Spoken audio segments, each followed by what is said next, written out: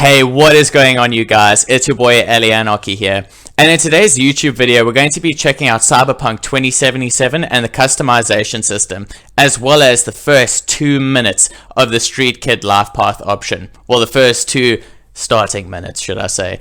Anyway, guys, if you have any suggestions for future videos, anything that you would like to see, anything that you would like to personally say to me, drop them all down in the comment section down below.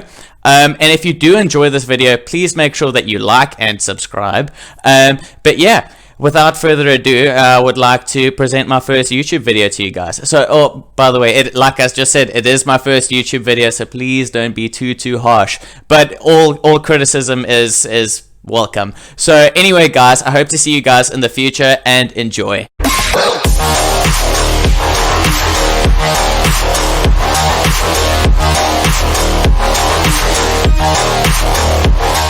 So we have the standard difficulty levels: easy, normal, hard, and very hard, which can be expected pretty much out of all games.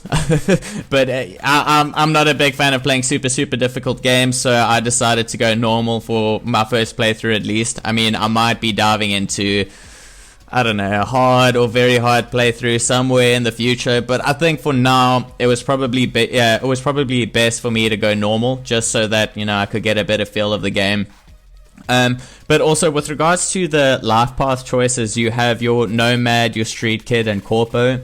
I chose the Street Kid life path just because it's something that really appealed to me pre-release, obviously, and it's something I just stuck with. So I think in my next few life paths that I do take with my future Vs, I'm probably going to dabble with the Nomad and Corpo.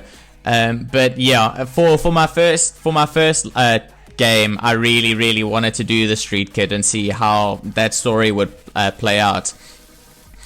So with regards to the actual customization, this game is really in depth. I mean, you can literally customize every aspect of your character pretty much, which is amazing. But one really important thing to note, however, is that the customization is pretty much only relevant in the beginning of the game. So you need to be happy with how your V looks in the beginning of the game, or during this customization, because you're never going to be able to change him or her afterwards. So that's something that is a little bit of a downfall. But like I said, it is so in depth that, I mean, you shouldn't really be wanting to change your eyebrows and all of that stuff in game. The one thing, or the couple of things that you would like to change, however, are, you know, getting a new hairstyle, beard style, hair colors, or even tattoos. And the fact that you can't actually do that in game is a little bit sad. However, it is believed that with future expansions and whatever, they're probably going to add that kind of stuff in, which is something that I'm really hoping for. Just because I'm the kind of person that I take a lot of joy customizing my character, especially with my V at the moment. I try to make him resemble me to a certain extent. I mean, I had to take into consideration that it is Cyberpunk and that he needed to look cyberpunky and futuristic. So yeah, I mean, I made him bald and bearded, but yeah, I did my best with that, but he needed to look like a complete and utter badass. And that's something that has, I've been keeping that in mind throughout my current playthrough, which I've pretty much finished as it is. So I decided that at the beginning of this game, my V was going to be a bit of a dick, hard-headed, and just in general a badass, and that's pretty much what he has been throughout the entirety of my game. However, he has shown a lot of growth with regards to the choices that I've made, which is really cool. I like the fact that, you know, you can pretty much mold your V to be the person that you want them to be with all the decision options that you do get in the game. And my V has definitely stayed true to my original vision of what I wanted him to be, which is really dope.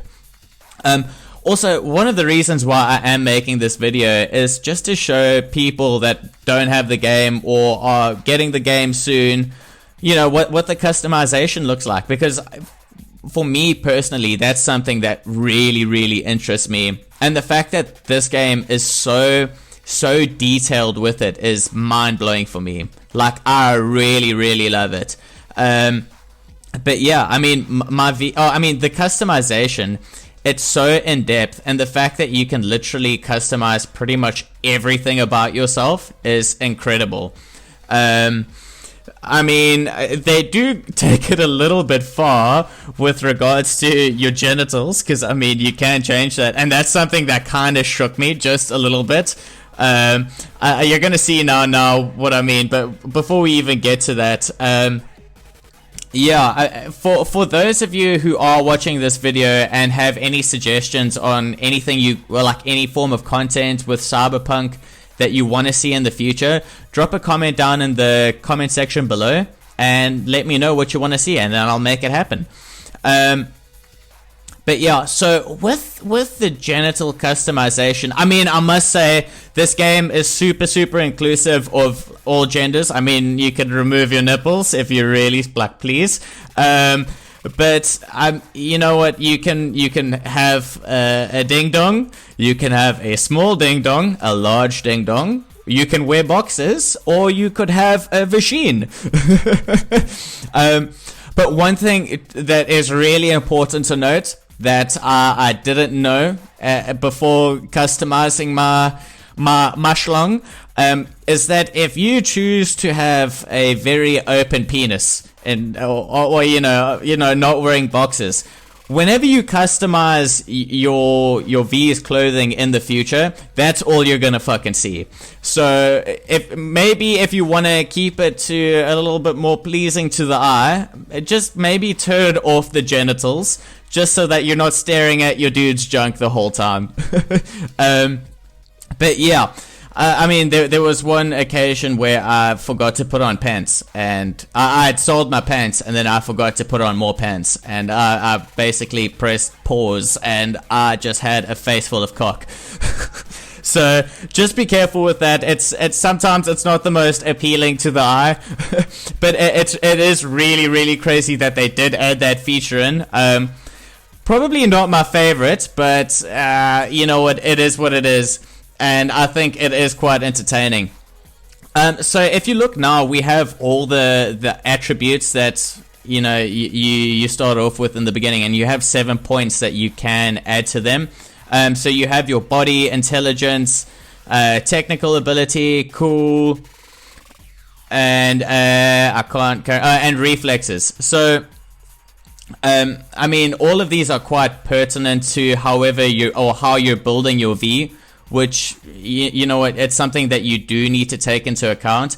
For me, I'm not like the biggest like role player, so I'm not really used to this kind of stuff. So I built my V with a certain intention of him being a complete badass that's a little bit of a beefcake and a little bit of a brick in the head. So he's you know what, he's a gunner, and that's pretty much it.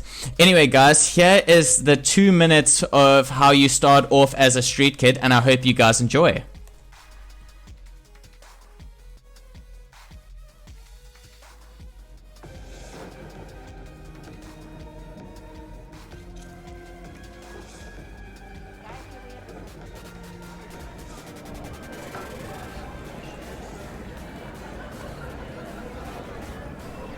A little anesthesia.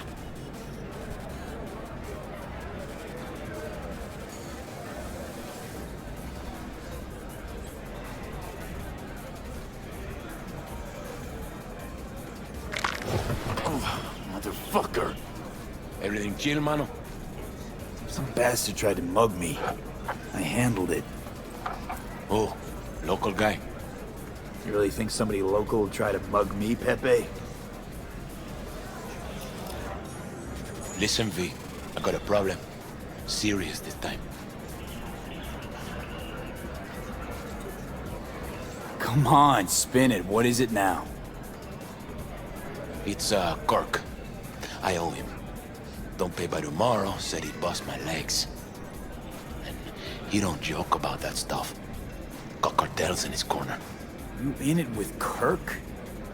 Every man, woman, and rat in Haywood knows he's a fucking shark. My bro jumped the joint. Deserved a hero's welcome. I know I fuck up, V.